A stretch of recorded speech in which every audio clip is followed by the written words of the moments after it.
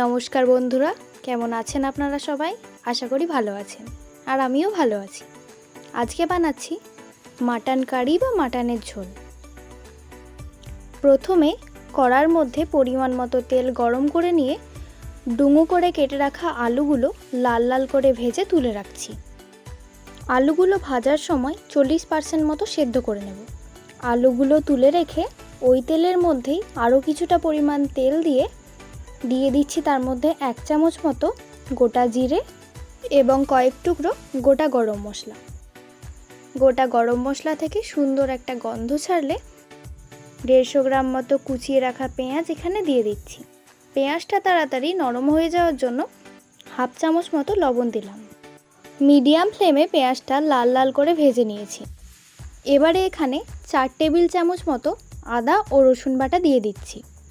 আদা ও রসুনটা দেওয়ার পর মিডিয়াম ফ্লেমে ভালো মতো কষিয়ে নিতে হবে, যেন আদা ও রসুনের কাঁচা গন্ধটা না থাকে। আদা রসুন পেঁয়াজটা ভালো মতো কষিয়ে নিয়ে এখানে আমি একটা বড় সাইজের টমেটো বাটা দিয়ে দিচ্ছি। আপনারা চাইলে টমেটো কুচিও দিতে পারেন। আবারও একইভাবে টমেটোটা কষিয়ে নেব।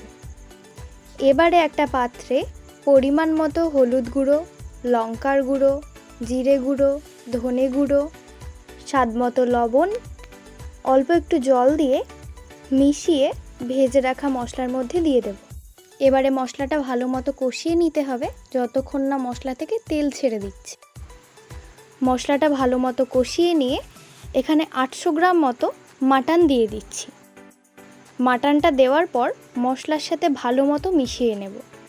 গ্যাসের ফ্লেমটা মিডিয়ামে রেখে বারবার ঢাকা দিয়ে মটনটা আমি কষিয়ে নেব।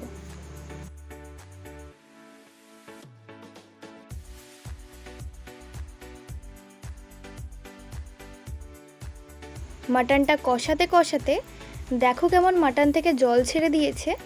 এবারে আরও একটু কষিয়ে নেব যতক্ষণ না জলটা শুকিয়ে যাচ্ছে আর মশলাটা মাটনের গায়ে লেগে না যাচ্ছে।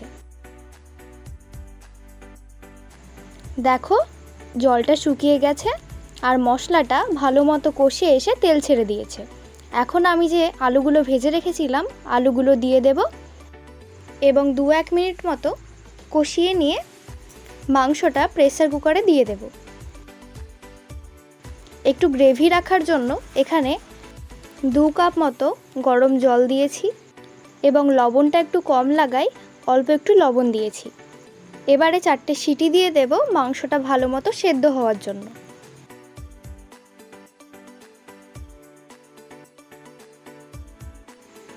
মাংসটা ভালো মতো সেদ্ধ হয়ে গেছে। এবারে এখানে 1/2 চামচ মতো মিট মশলা দিয়ে নামিয়ে নেব। আপনারা চাইলে এখানে গরম মশলাও দিতে পারেন। রেডি হয়ে গেছে আমাদের মাটন কারি বা মাটনের ঝোল। ঘরোয়া এই সহজ পদ্ধতিতে রেসিপিটি অবশ্যই একবার বানিয়ে দেখবেন, খেতে দুর্দান্ত হয়। আজকের জন্য এটুকুই, পরের ভিডিওতে দেখা হচ্ছে। ততক্ষণের জন্য টাটা।